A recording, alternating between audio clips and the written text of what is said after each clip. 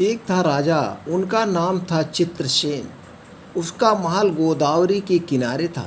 महल में कई नौकर नौकरानी थे। उन नौकरों में एक का नाम था सामर्थ। वह राजकुमारी की सेवा किया करता था। राजकुमारी का नाम था नंदिनी। वह जितनी सुंदर थी उतनी ही अक्कड़ भी थी। एक दिन की बात है, प्रातःकाल का समय था। नंदिनी महल के साथ लगे हुए बाग में से फूल तोड़ने गई। सामर्थ्य भी उनके साथ था। राजकुमारी नंदिनी ने बाएं हाथ में चांदी की टोकरी पकड़ी हुई थी। दाएं हाथ से वह फूल चुन चुनकर टोकरी में रखी जा रही थी। जब टोकरी फूलों से भर गई तो राजकुमारी ने महल की ओर चल पड़ी। सामर्थ्य उनके साथ साथ चला।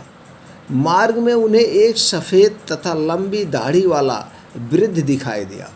उस वृद्ध ने सिर पर लंबी लंबी जटाएं थी।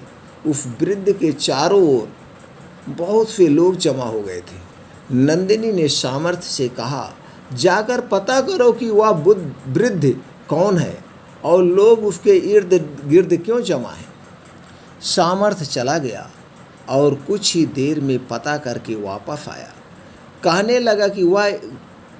कहने लगा वह गरीब एक बड़ा ज्योतिषी है। वह किसी को भी वह बतला सकता है कि उसका विवाह किससे होगा। राजकुमारी चकित हो गई। उसने कहा, सामर्थ्य जाओ उसी से पूछ करके आओ मेरा विवाह किससे होगा। सामर्थ्य चला गया और कुछ मिनट बाद वापस आकर नीचे मुंह करके खड़ा हो गया। नंदिनी ने पूछा, क्यों, क्या हुआ? ज्योतिष महाराज ने क्या कहा? सामर्थ्य ने डरते हुए कहा, ज्योतिषी ने ऐसी बुरी बात बताई कि मैं आपके सामने कह नहीं सकता। राजकुमारी ने क्रुद्ध होकर कहा, तुम्हें बतानी होगी। सामर्थ्य बोला, ज्योतिषी ने ऐसी बात कही है कि मैं उसे जबान पर नहीं ला सकता हूँ। नंदिनी का पारा चढ़ गया। तुम्हें बताना होगा कि उसने क्या कहा, यह मेरी आज्ञा है। सामर्थ्य ने कहा, आपकी आज्ञा है तो बताता हूँ। ज्योतिष ने कहा है कि आपका विवाह मुझसे होगा, यानी राजकुमारी नंदिनी का विवाह सामर्थ्य से। बदतमीज! नंदिनी को गुस्सा आ गया। मुझसे ऐसी बात कहने का तुझे साहस कैसे हुआ? तुम्हारी हिम्मत कैसे हुई? इतना कहते कहते राजकुमारी ने फूलों से भरी चांदी की टोकरी सामर्थ्य के माथे पर दे मारी। फिर वह मुंह फेर कर पैर पटकने हुए राजमहल की ओर चली गई। चांदी की टोकरी माथे के साथ टकराने से सामर्थ्य के मस्तक पर घाव हो गया और लहू बहने लगा। उसे भी गुस्सा आ गया। उसने कहा, राजकुमारी होगी तो अपने घर की होगी। मन में इतना कहकर वह अपना सामान बांधकर दूसरे देश की ओर चल पड़ा। कई दिन पैदल चलने के बाद सामर्थ्य एक पड़ोस के राज्य में जा पहुंचा। वहां उसने एक सेठ के यहाँ नौकरी कर ली।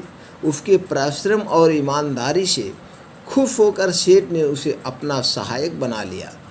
कुछ दिन बाद वहाँ के राजा का स्वर्गवास हो गया।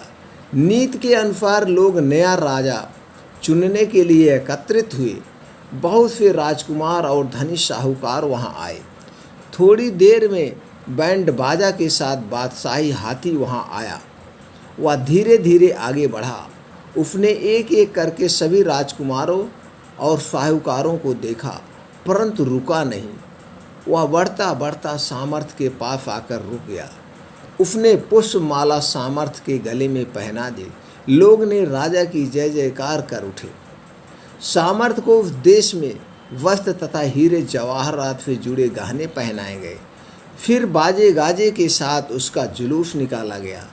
उसके जयघोष के धरती आकाश गूंज उठे। राजगद्दी पर बैठते ही सामर्थ्य ने अच्छा शासन चलाया। वह दयालु तथा न्यायप्रिय राजा साबित हुआ। उसका यश चारों ओर फैलने लगा।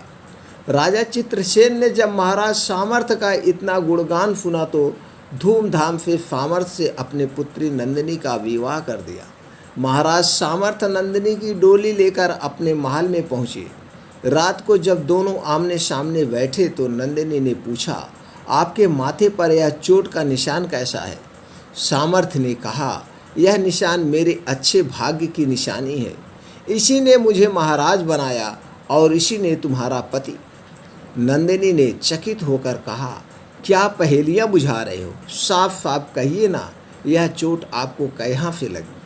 सामर्थ्य ने कहा, अच्छी बात है, तुम जरा ठहरो, मैं अभी सारी बात बताता हूँ। इतना कहकर सामर्थ्य चला गया। थोड़ी देर बाद सामर्थ्य ने जाकर कहा, याद करोगी क्या? इतना कहकर उसने नंदिनी को चांदी की टोकरी दिखलाई। टोकरी देखकर पहले दोनों कुछ उलझन में पड़ गई, फिर एकाएक उसे याद आ गया कि यह टोकरी उसी की तो है। उसने कहा, हो, यह टोकरी तो मेरी ही है। नंदिनी ने सामर्थ्य की ओर ध्यान से देखा तो दोनों ने एक दूसरे को पहचान लिया। ये राजा रानी की कहानी दोस्तों आपको कैसी लगी? आपसे इस कहानी से क्या सीख मिली? किस्मत है, कब किधर बदल जाए कुछ नहीं कहा जा सकता, और जो भगवान की लेखी है उसको कोई मिटा नहीं सकता है। तो दोस्तों इसलिए कभी अपने आप पे घमंड नहीं करना चाहिए। दोस्तों इस कहानी से आपको क्या सीख मिली हमें कमेंट सेक्शन में ज़रूर बताएं। फिर मिलते हैं अगली कहानी में और ही ज्ञानवर्धक कहानी के साथ।